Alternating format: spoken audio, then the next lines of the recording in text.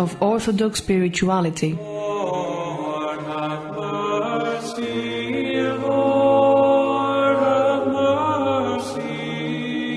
A wondrous journey into Orthodoxy. Lord, have mercy. Prepared and presented by Angeliki Antonakou, Lekea.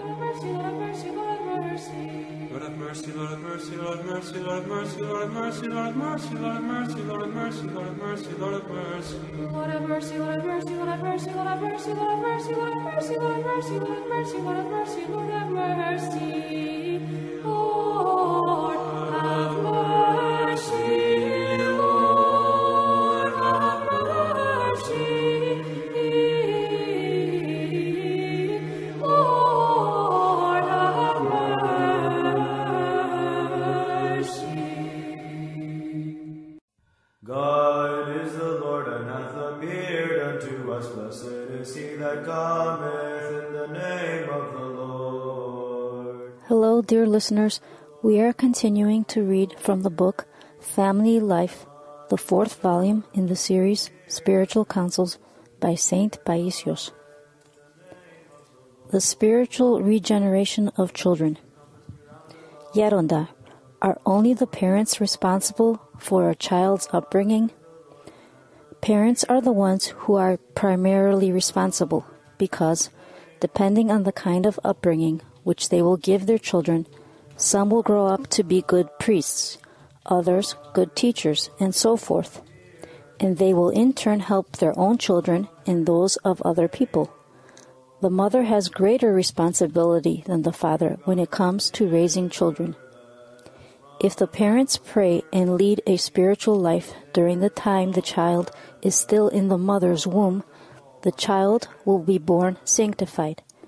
And in turn, if they continue to help the child spiritually, that child will become a blessed and sanctified person who will help others in society, either through service in the church or through public work. We all have to help the children so that they can become good people, and so that a little good yeast will remain intact for the generations to come. Because now, the way things are going, even the yeast will be lost. And if the yeast is lost, then what will happen? Those parents who have been delivered of children, having given them their bodies, must also contribute as best they can to their spiritual rebirth. If a person is not regenerated spiritually, he is bound for hell. Also, that which parents cannot do themselves for their children should be entrusted to teachers. This is why our Church, in her prayers, refers to our parents and our teachers. See the great Orologion, the midnight service. There are also the spiritual fathers who, although they may not have children of their own, can assist in a positive way with the upbringing of children, since it is they who labor for the children's spiritual regeneration. What I'm trying to say is that everyone should help the children, each person in his or her own way, with their good example, so that the children may be regenerated, live peacefully in this life, and ultimately go to paradise. When children become spiritual human beings, then they really don't need any rules or prohibitions. The law is not made for a righteous man, but for the lawless and disobedient. See 1 Timothy chapter 1, verse 9. Laws are needed to limit and control the lawless. Spiritual authority is superior to any human authority. The example of the parents. Yeroda, when their child disobeys and rebels, how should the parents act? For a child to be disobedient and to behave badly, something's wrong. It could be that he witnesses unpleasant scenes or hears quarrels either in or out of the house.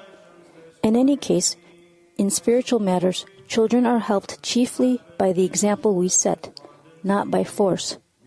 In fact, the mother can help the most through her example, with her obedience to and respect for her husband.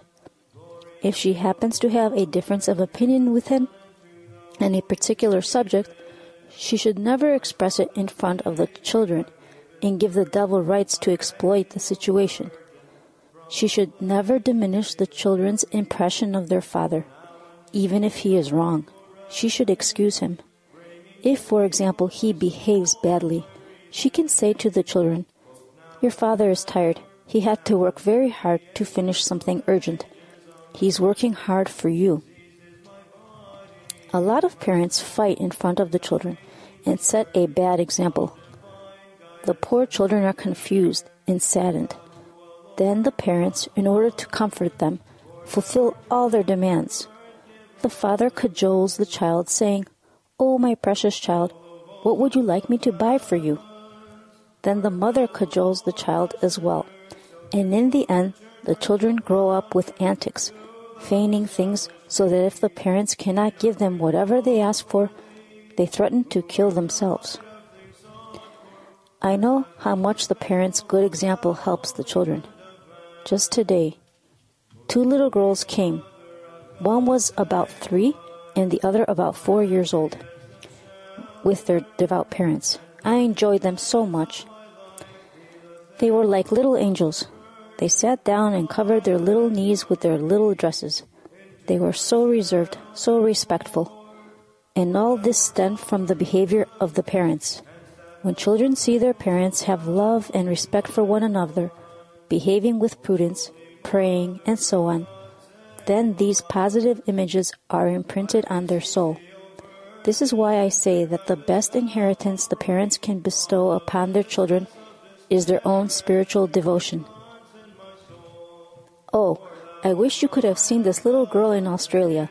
What wonderful nobility of character she had. This was in 1979. We were in Canberra.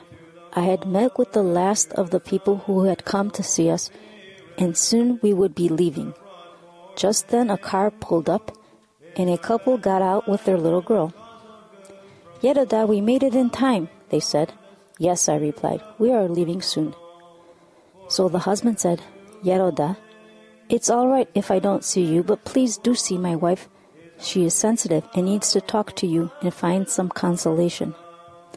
I walked aside with the mother to hear what she wanted to tell me. The little girl ran behind her mother. I turned and said to the little girl, "Stay here and Mommy will be right back." But then she asked me, "Do you have a mommy?" "No, I don't," I told her, and then I saw her little eyes swell with tears. "Do you want me to give you my mommy?" she asked me. So then I asked her, "Do you have a grandfather?" "No," she said. "Do you want to have a grandfather?" "Yes, we do," she told me. "Do you want to stay in our house or do you want us to come to your house?" "Whatever you want," she assured me. What nobility! A little child ready to offer her mother to me. You could see that she had imitated her parents. The father had a very noble and generous spirit. I embraced him, kissed him, and congratulated him. I gave him many blessings too. Such people move even the most hard-hearted person. You can imagine how much more they move God. Children should be filled with love and affection at home. A child needs a lot of love and affection, and much guidance. A child needs you to sit by his side, listen to his problems, caress him, and kiss him. If a mother takes an upset and mischievous child into her arms to caress and kiss, the child will calm down. If the young child is filled with affection and love, later that child will be strong and able to face the problems of life. Today, however, most children get to see their parents just for a little bit at night and don't get enough parental love. A lot of parents who are teachers or doctors and work mostly with children give their affection to other people's children. So when they return home, they're so worn out that they have no tenderness left for their own children. They are just too tired. The battery has run out. The father comes home, sits in his comfortable chair, opens the newspaper and doesn't spend any time with his children. His child comes near him, and instead of speaking or caressing the child, he shoos the child away. Meanwhile, the mother is busy getting dinner ready, and so neither can she spend some time with the children. When this becomes the norm, children grow up deprived of love. One can see some military officers who, accustomed to imposing austere punishments upon their insubordinate soldiers, want to impose the same kind of military discipline in the family, treating their children harshly and even beating them for the smallest infraction. Or some people who work in the court system even hold trials at home if a child does something wrong. They don't treat their children with affection and love, and this is why they may have psychological problems later. The suffering of children caused by parents. Yeroda, a mother, asked us what to do with her daughter who swears at the Panagia. She has to find the source of the evil. Sometimes, in such cases, it is actually the parents who are at fault. When they do not behave appropriately, they do not help the children, who in turn speak with impudence.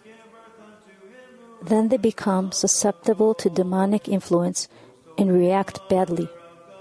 In other circumstances, again, the parents imagine that they can raise good children properly by force. Their egoism enters into the picture, and they speak to them with exasperation, whereas they should always treat their children with kindness. Just today, I got really angry with a woman. She has a child that she beats mercilessly. The poor thing is always shaking from fear and doesn't speak. His nerves are shattered. He has demons, they tell her, so she leaves the child without food. I don't feed him in order to get rid of the demon, she told me. Are you in your right mind? I asked her. Give the child something to eat and try to get rid of the demons inside you. You're the cause of the child's problems. The child does not have any demons. He's just scared of you because you beat him. Do you take the child to church for Holy Communion on a regular basis? No, she told me. Try communicating with her. Yeroda, do people say that a child has a demon because that child sometimes swears? Of course the child swears. When the mother is so forceful, she practically drowns the child. Even the child isn't aware afterwards of what he's done. It's a shame to have this child treated this way. It is the mother who is possessed, not the child. In any case, we shall see strange things on the day of judgment. Back in the days of idolatry, mothers burned their children before the idol of Moloch, so as to honor this pagan god. Moloch was a Semitic deity. In the Old Testament, he is always referred to in relation to human sacrifice, particularly that of small children who were killed and burned before the idol of Moloch. See Leviticus 18:21, 22-4, 2 Kings 23:10, Jeremiah 32:35. What sacrifices they would make if they knew the real God. Those women will be judged leniently on the day of judgment because they were misled. But the present-day mothers, with the indifference they have for their children, what leniency can they possibly expect? God will say to them, "You knew the real God. You were baptized. You have heard so much. You have learned so much. God Himself was crucified to save you. And what did you do? You couldn't be bothered to take your children to church to receive Holy Communion." Those women in Old Testament times believed that Moloch was the true God and even offered their children as a sacrifice. You, what have you done? Children pay for the mistakes that their parents make. Some parents destroy their children, but God is not unjust.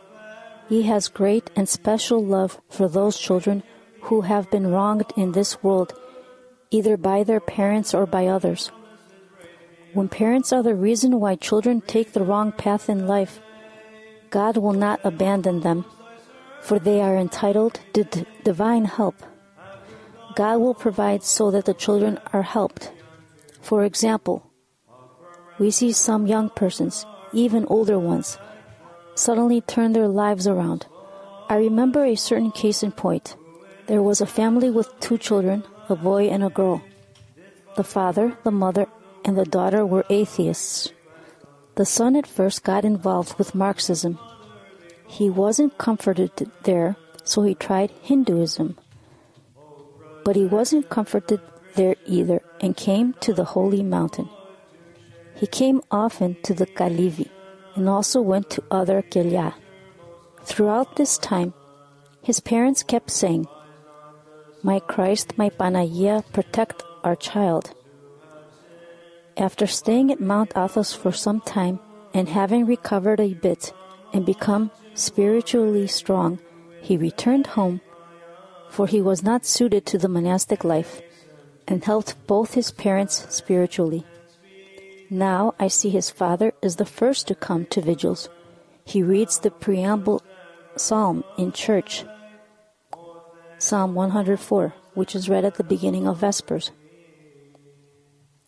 And at home he reads the Vespers, the Apodipno, the Compline service, and the Paraklesis, the supplication to the Mother of God. Now, this is God's providence at work. The devil tried to do harm, but God turned things around and brought everybody in line. What happened to the girl, Yeroda? She too is coming around gradually. God provides opportunities. Yeroda, some parents who embarked on living a spiritual life at an advanced age regret that they didn't give their children a Christian upbringing when they were young. If they have true repentance and beseech God to help their children, God will do something for them. He will throw them a lifesaver to help them escape the storm they're in. Even if there are no people who will appear in order to help or guide them, it may be that something they will see will contribute to turning their lives around and out of the storm. Keep in mind that those parents had good intentions, but they weren't helped by their family when they were young, and so they're entitled to divine help. Yeronda, some children live a spiritual life, but encounter many difficulties caused by their indifferent parents.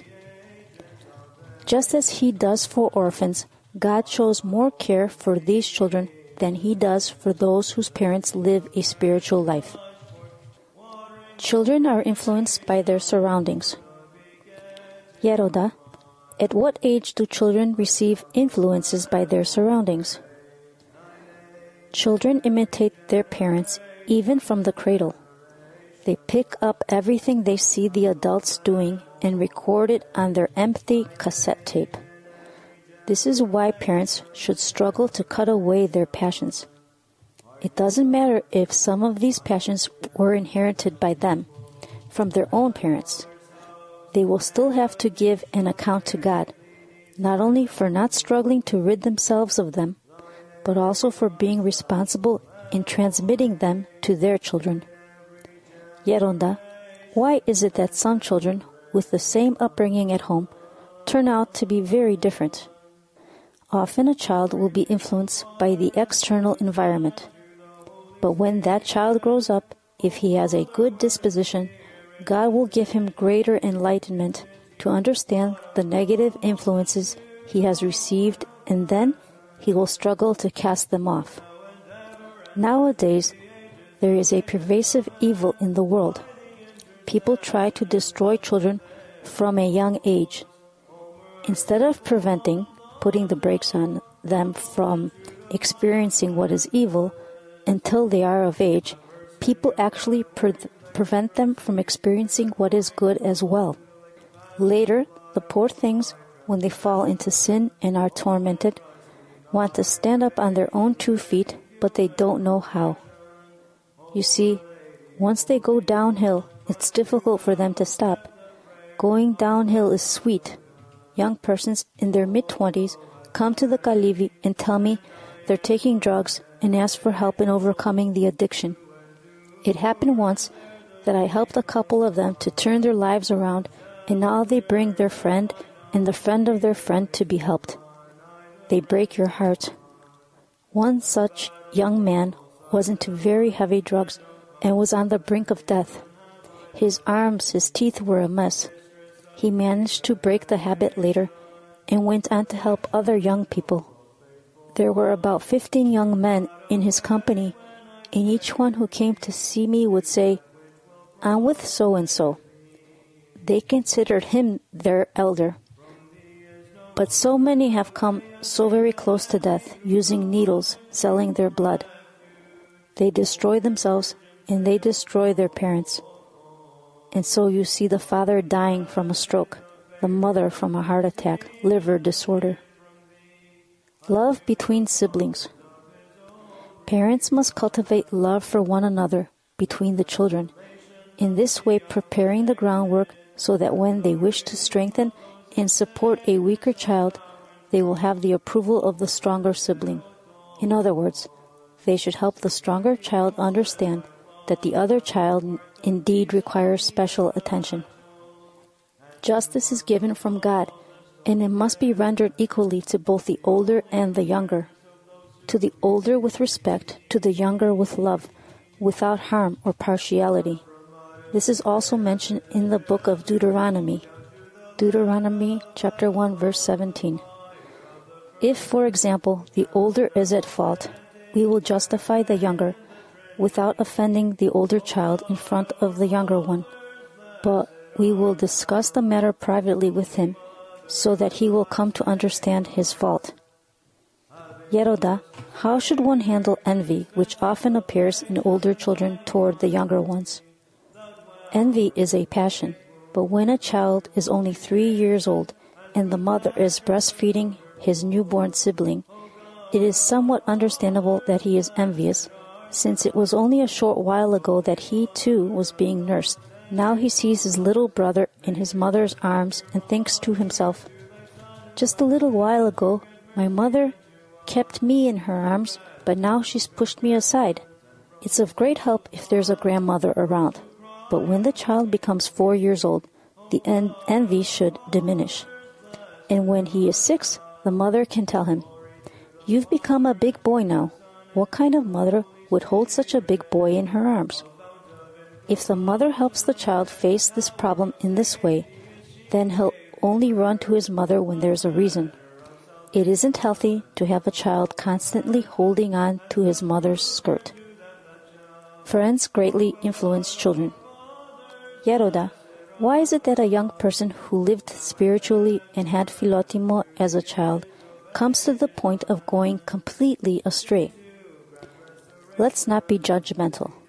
There are many contributing factors. The children who live in a worldly life carelessly are censured by their conscience when they see other children who live purely, spiritually, and they want to lead them astray. Once there were 2 children walking on the street. At some point, one of them stumbled and fell into a ditch of muddy water, and his clothes got wet and muddy. As they went a little further, he pushed his friend into another ditch to get him wet and muddy, because he felt bad being dirty while his friend was clean. Friends greatly influence children. When I was young, love was in my nature. I would start going somewhere with the animals and would want to put this one and that one on the donkey and to carry my little brother on my shoulder. Once, one of my brothers killed a bird, and I was very sad and scolded him. I then took the bird and buried it with tears. At that time, I was keeping company with children of my age. We would go into the woods, we would pray, we read the lives of the saints, and we fasted. Later, the mothers did not allow their children to keep company with me. "Don't keep company with him, he will infect you." So they abandoned me, and I felt lonely. They even made fun of me by saying, "There goes the monk, here comes the monk." They made my life a torment. It got to the point that I could no longer bear the taunts and the ridicule. Then I thought to myself, I will go with the older children and act like them. I started keeping company with older boys. I made a slingshot like them. At first, I took aim with the slingshot alone. Then I used pellets and became the best shot. Later, when I killed a bird and saw it lying dead, I came to my senses again and recovered. I threw away the slingshot and the pellets and said to myself, "You cried when you saw your brother kill a bird, and you scolded him for killing it. And now look at what you're doing. You're killing birds, and eventually you'll be killing animals." Indeed, if I had continued, I would have started hunting animals and learning to skin them too. What starts out as sensitivity can turn into serious evil if one is not careful and allows himself to be influenced by bad company. On the other hand, good company can be very helpful. God has filled people with various gifts. Just as a person can see perversion in others, he can see their virtue as well and imitate it. Dear listeners, our time is up. Thank you for listening. We will continue once again where we left off in our next show. Until then, be well. Of joy, and made to vanish away all sorrow of sinfulness. Lord, have mercy, Lord, have mercy, Lord, have Readings of Orthodox Spirituality. Lord, have mercy, Lord, have mercy, A wondrous journey into Orthodoxy. Lord, have mercy. Prepared and presented by Angeliki Antonakou, Lekea.